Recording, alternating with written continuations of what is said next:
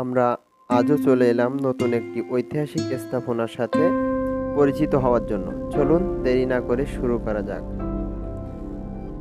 সোনাবাড়ি মঠ মন্দির যেন কালের সাক্ষী এক স্থাপিত বিষয়। সাতক্ষীরা জেলার কলরো উপজেলা নীরব গ্রামে মাথা উঁচু করে দাঁড়িয়ে আছে সোনাবাড়িয়া মঠ মন্দির। ইট আর সুরকির গাঁথুনিতে কালের সাক্ষী স্থাপিত শুধু ঐতিহাসিক তাৎপর্য বহন করে না, বরং নির্মাণশৈলী ও শান্ত পরিবেশ আজও দর্শনার্থীদের মুগ্ধ করে তোলে। যারা ঐতিহাসিক স্থাপত্য এবং প্রাকৃতিক নিরাপত্তাকে ভালোবাসেন তাদের জন্য সোনাবাড়িয়া মঠ মন্দির এক অসাধারণ গন্তব্য। সোনাবাড়ি মঠ মন্দির আসলে কোনো একটি মন্দির নয়, বরং এখানে বেশ কয়েকটি মন্দির ও স্থাপনা সমন্বয়ে ঐতিহাসিক স্থানটি গড়ে উঠেছে। প্রধানত এখানে দুটি উল্লেখযোগ্য মন্দির দেখা যায়, একটি শিব মন্দির এবং অন্যটি কালী মন্দির। এছাড়াও এখানে নাট মন্দির, অতিশালা এবং অন্যান্য ছোট ছোট কাঠামো বিদ্যমান। কলরোয়া সদর থেকে মাত্র 9.6 কিলোমিটার দূরে সোনাবাড়িয়া মঠ মন্দিরের এই গ্রামটি অবস্থিত। এটি প্রায় 500 বছর আগে তৈরি।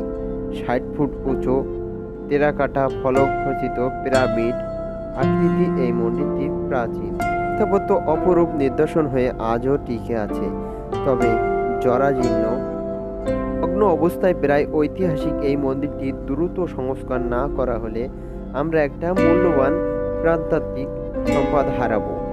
মন্দিরটি নিয়ে অনেক কথা প্রচলিত আছে, তবে পুরো ইতিহাস আজও জানা যায়নি।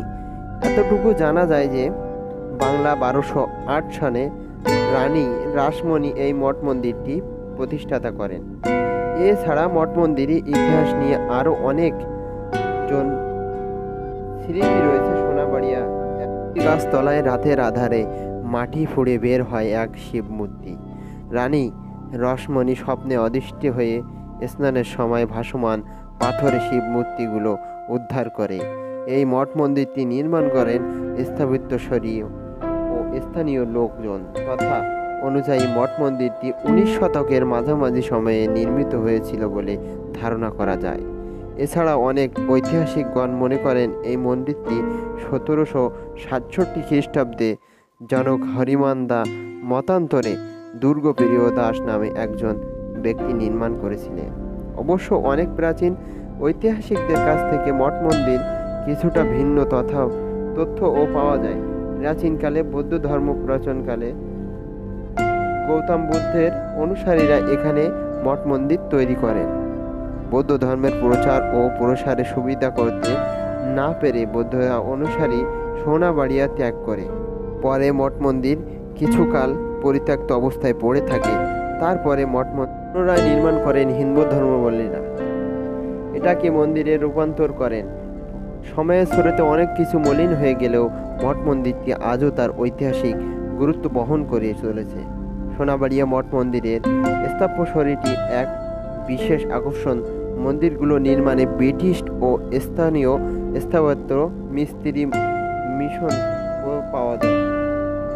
আছে পোড়া ইটের কারুকাজ, খিলানযুক্ত প্রবেশ পথ,